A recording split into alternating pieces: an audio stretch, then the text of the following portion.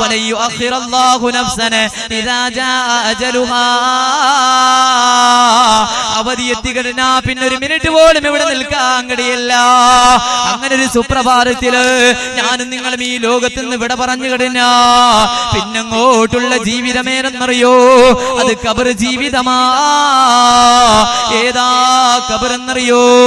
അല്ലാഹുവിന്റെ റസൂൽ പറയുകയാ, അൽ ഖബറു അവ്വലു മൻസിലി മിൻ മനാസിലിൽ ആഖിറ. പരലോകത്തിന്റെ ആദ്യ കവാടമാണ് ഖബർ എന്നുള്ളത്. ഫഇന്ന ജാമിൻഹു ഫമാ ബഅദഹു ഐസറുന. ആ ഖബറിൽ ആരെങ്കിലും രക്ഷപ്പെട്ടു കഴിഞ്ഞാ പിന്നെ അങ്ങോട്ടുള്ള ജീവിതം വല്ലാത്ത എളുപ്പമാണ്. ഫഇല്ലം മിൻജു മിൻഹു ഫമാ ബഅദഹു അശദ്ദു മിൻഹു.